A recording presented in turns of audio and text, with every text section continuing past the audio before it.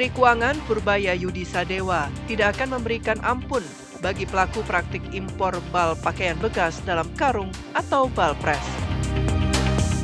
Tidak hanya dipidana, pelaku impor nakal juga akan mendapatkan hukuman tambahan berupa denda. Mantan kepala LPS ini menilai negara rugi jika hanya memenjarakan pelaku dan memusnahkan barang bukti baju ilegal. Pasalnya, negara harus menggelontorkan uang untuk menjalankan itu. Purbaya menyebut pelaku impor pakaian bekas akan di-blacklist pemerintah sehingga tidak bisa melakukan usaha impor. Tadi juga ada diskusi balpresnya juga baru tahu istilah balpres itu. Impor barang-barang baju bekas seperti apa penanganannya. Rupanya selama ini hanya bisa dimusnahkan dan yang impor masuk penjara. Saya nggak dapat duit, nggak didenda. Jadi saya rugi. Cuman ngeluarin ongkos untuk memusnahkan barang itu, tambah ngasih makan orang-orang yang di penjara itu. Pak, berarti nanti sistem jadi itu kita yang terubah di mana kita harus bisa denda orang itu juga. Pak, berarti dari sistem dan perbaikan itu akan mampu juga memonitoring untuk terkait pencegahan balpres masuk lebih banyak ke Indo, Pak? Harusnya ya. Sementara itu, salah satu pedagang di Pasar Senen, Jakarta setuju atas langkah pemerintah untuk menertibkan baju bekas impor.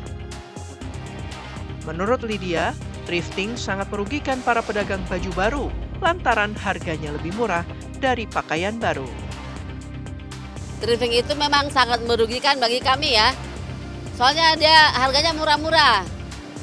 Jadi kalau dia murah-murah, kayak sepertinya dia ada 300, ada 25.000, bahkan ada yang 10.000, kita mati di sini Pak yang barang asli.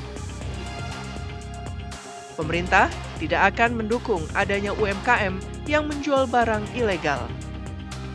Pemerintah berupaya menghidupkan UMKM legal yang dapat membuka lapangan pekerjaan.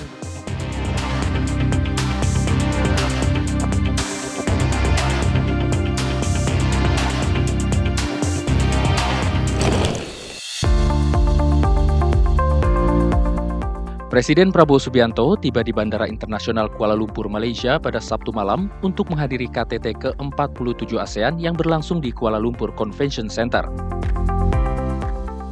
Setibanya di hotel tempat menginap di kawasan Bukit Bintang, Presiden Prabowo disambut sejumlah pejabat KBRI dan sejumlah diaspora Indonesia yang berada di Malaysia.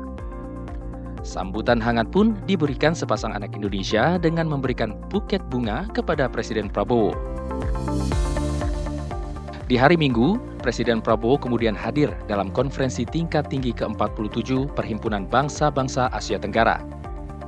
Dalam acara itu, Prabowo mengikuti sesi foto bersama dengan seluruh kepala negara ASEAN.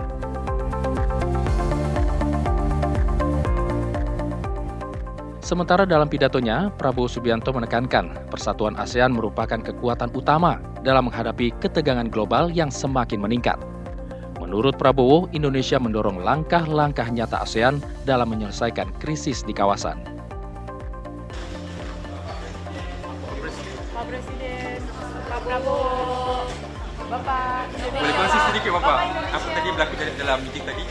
Apa Pak tadi yang disampaikan? Baik, bagus, baik.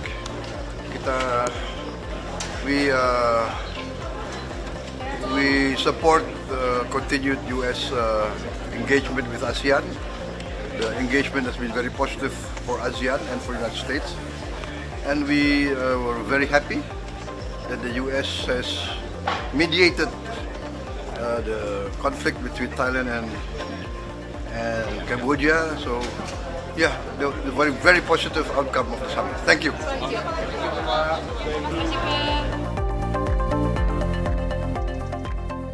Selain agenda KTT ke-47 ASEAN, dalam kesempatan itu juga turut digelar KTT ke-13 ASEAN Amerika Serikat yang dihadiri Presiden Amerika Serikat Donald Trump, serta KTT ke-28 ASEAN Jepang yang dihadiri Perdana Menteri Jepang Sanae Takaichi.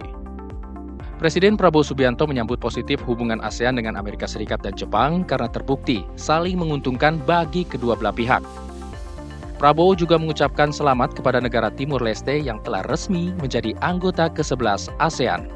KTT ke-47 ASEAN akan berlangsung hingga 28 Oktober 2025 mendatang dengan mengangkat tema Forging a Resilient and Inclusive Future Together. membentuk masa depan yang tangguh dan inklusif bersama. Malaysia sebagai Ketua ASEAN 2025 juga mengundang tamu kehormatan, di antaranya Presiden Brazil Luiz Inácio Lula da Silva, Presiden Afrika Selatan Cyril Ramaphosa, juga Presiden Dewan Eropa, Direktur Pelaksana IMF, dan Presiden Bank Dunia.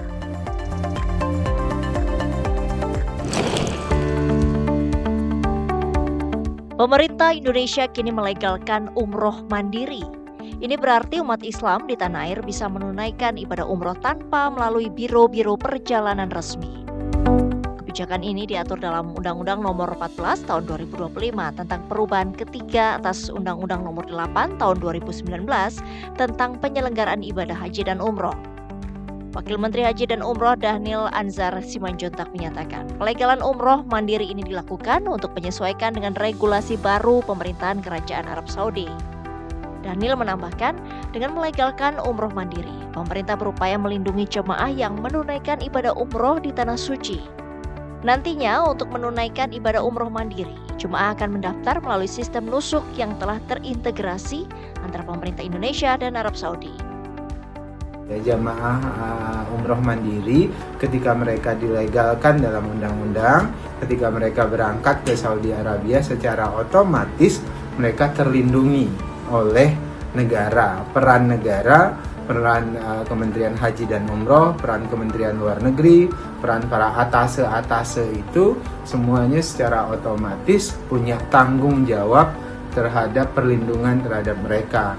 Bagaimana dengan mekanismenya? Mekanismenya akhirnya nanti di masa yang akan datang terkait dengan haji mandiri ini mereka harus juga terdaftar atau melaporkan atau melakukan pemesanan misalnya hotel, kemudian layanan-layanan lainnya di Saudi Arabia melalui sistem nusuk yang terintegrasi antara Kementerian Haji Arab Saudi dengan Kementerian Haji Indonesia. Wamen Haji dan Umroh juga menegaskan pemerintah tetap melindungi ekosistem ekonomi umroh dan berharap pelaku usaha perjalanan ibadah tidak khawatir akan legalisasi umroh mandiri.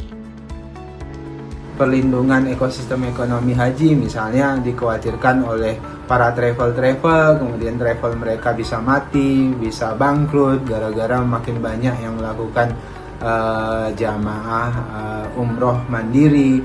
Kita akan memastikan tidak boleh ada moral hazard, artinya di luar perusahaan travel itu tidak boleh menghimpun para calon-calon umroh untuk berangkat ke Saudi Arabia. Kalau ada orang yang menghimpun orang-orang yang melakukan umroh mandiri dengan dalih seolah-olah travel atau seolah-olah PPIU, itu tentu melanggar hukum dan kita ingin memastikan perlindungan terhadap usaha-usaha travel yang legal, tapi juga kita memberikan ruang legalitas untuk umroh mandiri. Dhanil pun memastikan pemerintah akan terus menjaga keberlangsungan pelaku usaha perjalanan ibadah.